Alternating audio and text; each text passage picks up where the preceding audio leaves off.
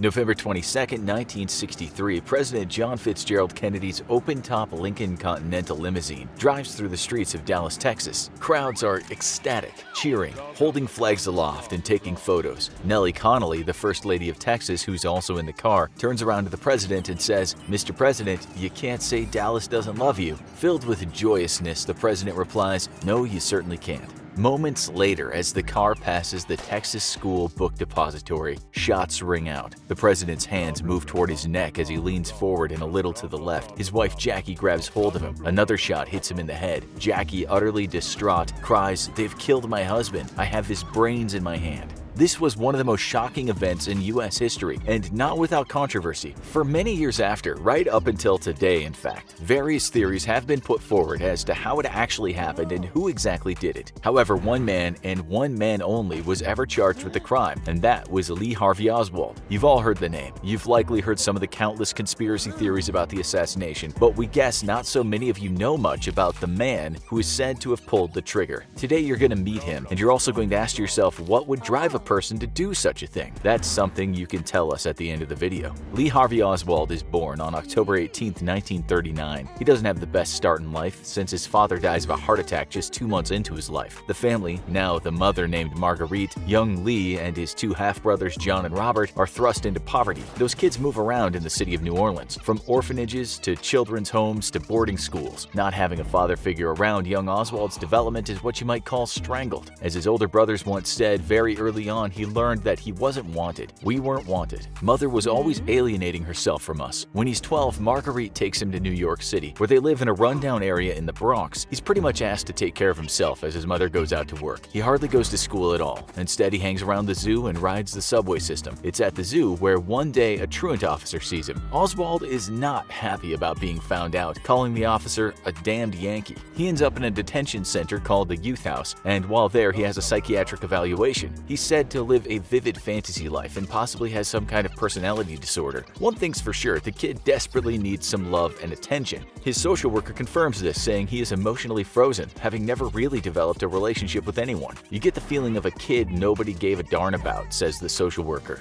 In his early teens, he has an awakening. He's walking down the street when an old woman hands him a pamphlet. It's socialist in ethos and has in it two folks named Julius and Ethel Rosenberg. Those two are sentenced to death in the US for spying for Russia. Sometime later, Oswald writes in his diary, "I was looking for a key to my environment, and then I discovered socialist literature. I had to dig for my books in the back dusty shelves of libraries." He writes this to the Socialist Party of America. "I am 16 years of age and I would like more information about your youth league. I would like to know if there's a branch in my area, how to join, etc. I am Marxist and have been studying socialist principles for well over 15 months. Later, after running from the clutches of truant officers, Oswald and his mother return to New Orleans. They live in an area beset with poverty and vice, something that affects young Oswald deeply. Drug addicts, prostitutes, violent crime, pervasive racism, dilapidated housing, oppressive cops, no help for the poor, and no opportunities for those not born with silver spoons. He's taking it all in, guided by his socialist sympathies. At age 16, he becomes a cadet with the Civil Air Patrol. He also tries to join the Army, but is turned down for being too young. This doesn't stop him from memorizing from back to front the Marine Manual. The obvious question is, why does this budding communist want to join the US military during a very cold war with the commies? This is a kid who tells a friend he wants to kill the President Eisenhower for exploiting the working class. This is a boy who regularly showers praise on the Russian leader Nikita Khrushchev. One day, a friend's father kicks him out of his house because he's expounding the communist doctrine and saying communism was the only way of life for a worker. It seems his reason is he just needs to get away from his mother. That, or it's the fact his father had been a Marine and his brother has joined up. The Warren Commission later wrote, his study of communist literature, which might appear to be inconsistent with his desire to join the Marines, could have been another manifestation of Oswald's rejection of his environment. You should also remember he's a boy who just wants to be accepted. So at age 17, he becomes a Marine. Nothing much changes though. He makes a few friends and not so many people like him. He isn't really seen as mentally unstable, but he just doesn't fit in. Nor does he ever rise above the rank of private first class. Still, he knows something about foreign affairs because he reads voraciously. At times, he picks fights with officers, according to one soldier, so he could come out top dog. This kid still hates authority with a vengeance, but he's also smart and can be likable to certain people. One day, he shocks some folks listening to his rants by saying all the Marine Corps did was to teach you to kill, and after you got out of the Marines, you might be good gangsters. During this stint in the Marines, he has 2 court-martials. One for having an unauthorized pistol he accidentally shoots himself with. His other court-martial useless for calling an officer out to fight him. He still holds sympathies towards the Soviet Union, and he even teaches himself some Russian, albeit he's not very good. He gets taken off active duty to look after a sick mother, but then he decides he's going to go to Russia. For that decision, he's undesirably discharged. So there he is, in Russia, telling people how much he loves the Soviet Union in his rudimentary Russian. He tries to apply for citizenship and is turned down. This is what he writes in a letter to his brother. "I've been a pro-communist for years, and yet I have never met a communist. Instead, I kept silent and observed. And what I observed plus my Marxist learning brought me here to the Soviet Union. I've always considered this country to be my own." He also writes this: "In the event of war, I would kill any American who put a uniform on in defense of the American government. Any American."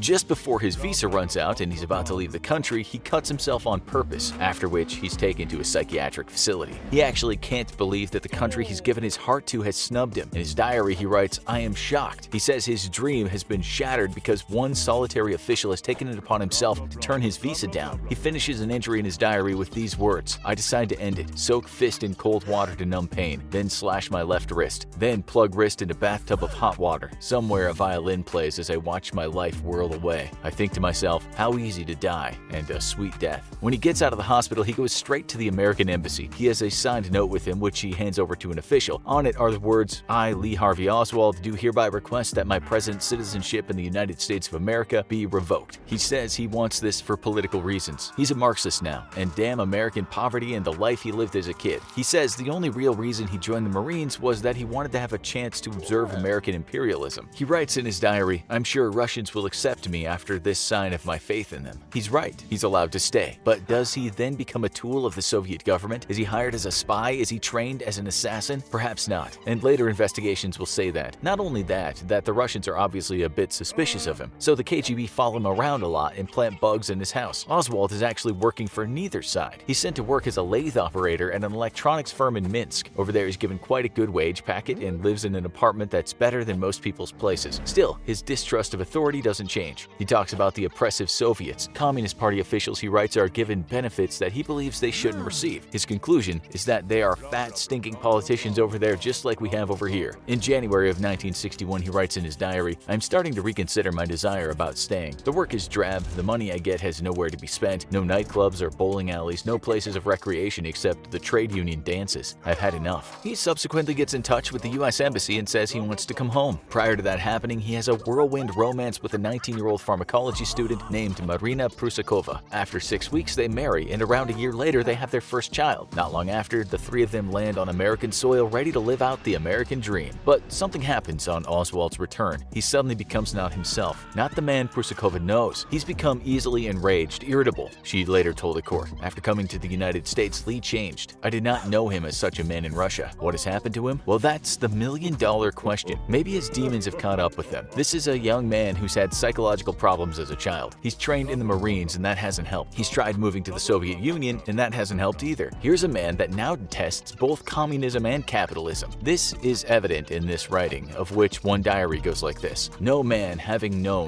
lived under the Russian communist and American capitalist system, could possibly make a choice between them. There is no choice. One offers oppression, the other poverty. He believes there can be another system, one which doesn't have the shortfalls of capitalism and one which isn't a corrupt and twisted form of Marxism." He writes that he hates the mass exterminations of Stalin and how communism oppresses people. He equally detests what he considers a corrupt form of capitalism in the US. He gets a job as a sheet metal worker, but he soon leaves that. He then starts working as a photo print trainee, but is fired after rankling one too many people when waxing about his beliefs. He isn't very good at the job either. But what really peeves his fellow employees is the fact that one day he brings to work a Russian-language newspaper. His employer said the newspaper incident wasn't the only reason he was let go, but it didn't do him any good. Oswald is rejected once again. Is he now ready to put his hand on the trigger? In March 1963, he pays $29.95 for a second-hand 6.5mm Carcano rifle. He buys himself a revolver, too. The next month, retired U.S. Major General Edwin Walker is sitting at his desk in his home in Dallas when suddenly there's a loud crash. He's injured after bullet fragments connect with his arm. To investigators, it looks like an assassination attempt, and it is. One it will turn out that was undertaken by Lee Harvey Oswald. This isn't discovered until later, though. Why has he done it? Oswald despises Walker for his far right-wing sentiments, his anti-communist stance, and his racist attitude. According to his wife, he believes that if someone had killed Hitler in time, it would have saved many lives. He thought he was doing the right thing.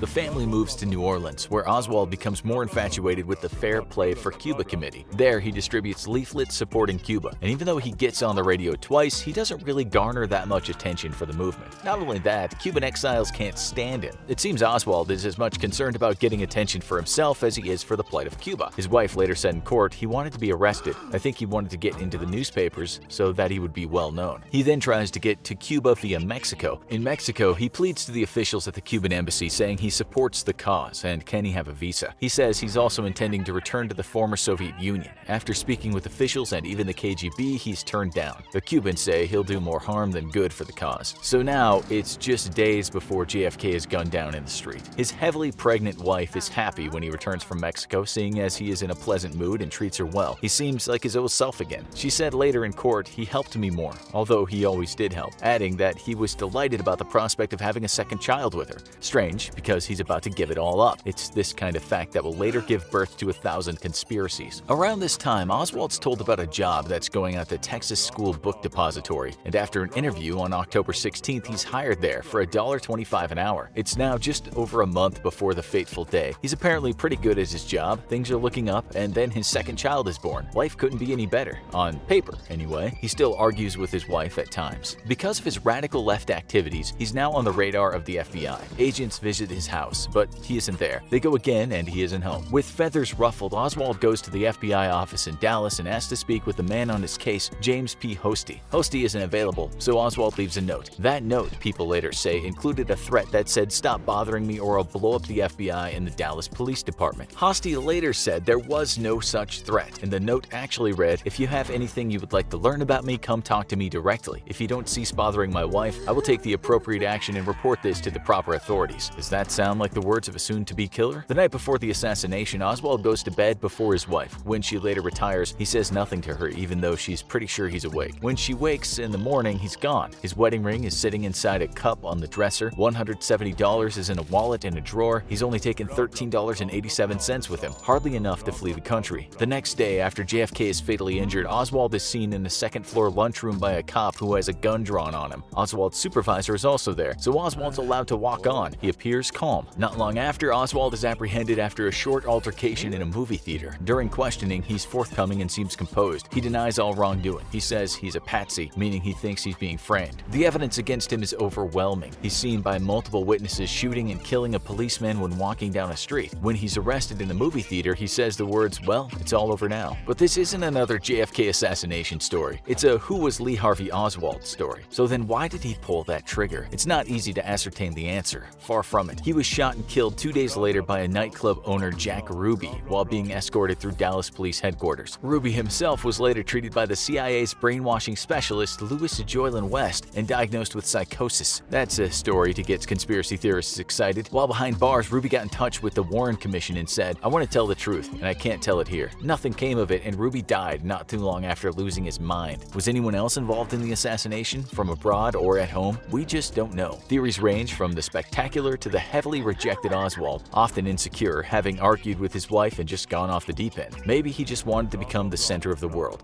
Maybe he really thought he could help society, or perhaps, as many theories go, the Mafia was involved, the KGB was involved, the Soviets were involved, or the Cubans were involved. If you like rabbit holes, this is a deep one. Polls show that way more Americans believe he was part of some kind of conspiracy rather than acting alone. Was he an insecure guy that managed to shock the world without any help, or was he a pawn in a much bigger game? Now, you need to watch the JFK assassination, what really happened, or have a look at, did OJ commit those murders?